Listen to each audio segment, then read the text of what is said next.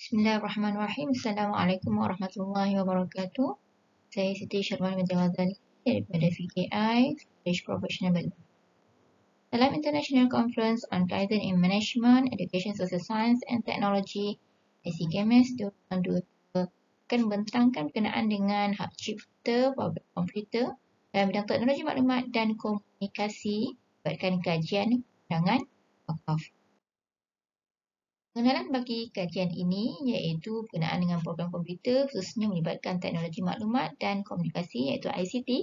Ianya adalah teknologi yang diperlukan untuk pemprosesan data dan melibatkan penggunaan komputer dan juga perisian untuk mengubah, menyimpan, melindung, proses dan memindahkan maklumat data. Dan penggunaannya yang pelbagai pada hari ini adalah merupakan salah satu keperluan semasa seiring dengan teknologi. Namun, penggunaannya secara tidak kawal akan menimbulkan pelanggaran atau salah laku dan ianya boleh disia-siakan. Justru antara yang boleh dilaksanakan bagi dimanfaatkan dengan wajar adalah salah satunya fungsi instrumen wakaf. Namun, penggunaan dalam instrumen wakaf bukan kepada penjelasan hukum dan penelitian pada aspek perundangan. Justru penyataan masalah bagi kajian ini adalah melibatkan bagaimana wakaf dapat dilaksanakan menerusi hak daripada program komputer yang mana ianya dalam bentuk intangible. Sedangkan dalam pengamalan wakaf semasa di Malaysia banyak merupakan harta-harta dalam bentuk harta alih ataupun harta tak alih yang lebih kepada tangible yang dapat dikesan secara panca indera. Justru penggunaannya untuk tujuan wakaf jadi pertikaian kerana disifatkan sebagai hak maknawi ataupun abstrak yang tidak dapat dikesan dengan panca indera. Justru objektif kajian ini adalah memfokuskan kepada mengkaji kedudukan hak cipta program komputer dalam bidang teknologi maklumat dan komunikasi dalam perundangan wakaf. Dan metodologi kajian adalah menerusi pendekatan kualitatif secara analisis dokumen. Seterusnya adalah perbincangan berkaitan dengan konsep program komputer yang mana ia melibatkan ungkapan atau apa bahasa, kod tata tanda bagi satu set arahan dan niat untuk menyebabkan suatu alat yang mempunyai kebolehan pemprosesan maklumat untuk melakukan suatu fungsi tertentu ada secara langsung atau melibatkan pertukaran kepada bahasa tanda ataupun juga ia melibatkan peran semula dalam bentuk bahan yang lain. Antara yang boleh dilihat pada hari ini terdiri daripada software, aplikasi, program dan teknologi digital. Pengalihan maklumat yang berlaku dari masa ke semasa melihat bahawa terdapat pelbagai bentuk prosesan data yang dipindahkan antaranya bentuk tape, CD, hard disk, memory card dan juga pada hari ini kebanyakannya dipindahkan dalam bentuk aplikasi dan juga perisian perkongsian komputer data.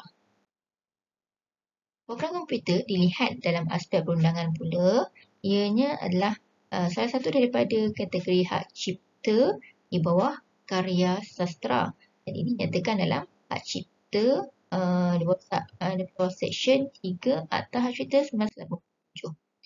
Yang mana program komputer ianya termasuk daripada karya sastra yang mana ia lahir daripada idea, hasil usaha, kerja dan kepakaran. Justru ianya turut mendapat perlindungan di bawah Akta Hak Cipta 1987. Yang mana Akta Hak Cipta ini memberikan hak eksklusif kepada pemunya ataupun pemilik karya-karya yang mana ianya dilindungi secara automatik.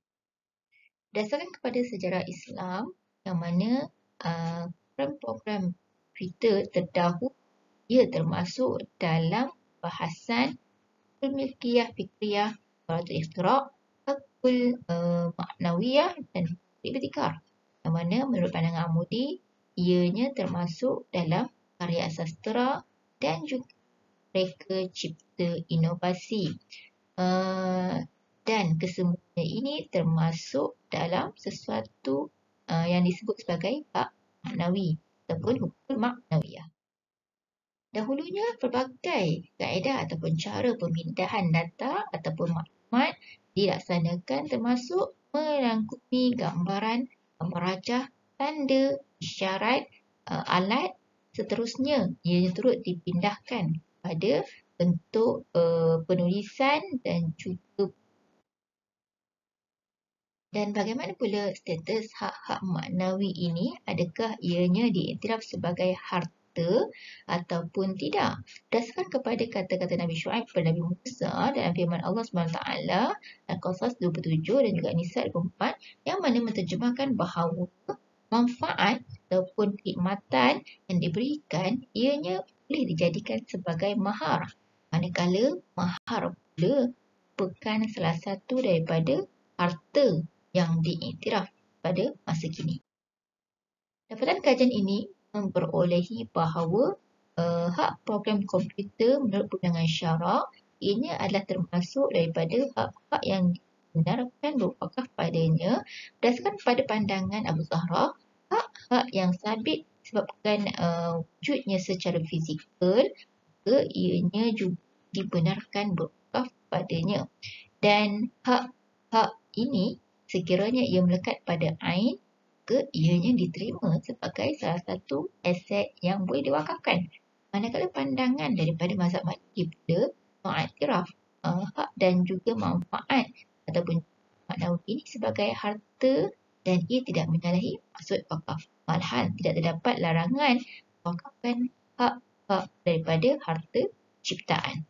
Dan hasil pendapatan daripada hak ekonomi karya cipta tadi itu juga membolehkan milik mendapatkannya dan ia diiktiraf sebagai pendapatan pun hasil perolehan. Seterusnya, hak manawi ini diiktiraf sebagai harta kerana pemilikan hak membolehkan mereka dapat sesuatu hak moral dan juga hak ekonomi dan manfaat juga merupakan hak maknawi yang mempunyai nilai dan diiktiraf sebagai harta. Berdasarkan kepada amalan penggunaan program komputer, justru hak program komputer menurut Perundangan Wakaf di Malaysia pula dapat dilihat berdasarkan kepada 6 wakaf, antaranya 6 wakaf Negeri Selangor 12 yang mana dinyatakan dalam tafsiran maupun ia merangkumi harta-harta iaitu harta alih, harta tak alih, harta intelek. Dan harta intelek ini pula ditafsirkan sebagai apa-apa yang berkaitan dengan hak cipta, paten, reka bentuk industri, cakar optik, cap dagang dan seumpama dengannya. Justru pewakafan yang membabitkan program komputer ini adalah salah satu bentuk wakaf hak cipta di bawah harta intelek yang mana ianya dihapuskan.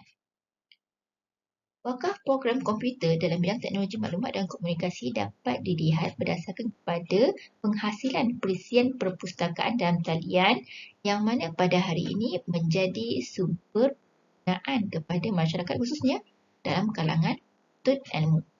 Antara yang kita boleh lihat adalah melalui software Maktabah Syamilah yang mana ini dihasilkan oleh beberapa pihak seperti Maktabah Dakwah Biradah dan juga Dakwah Al-Khair yang mana ianya masih mengekalkan hak moral yang diberikan kepada pengkarya atau juga cipta pada software ini.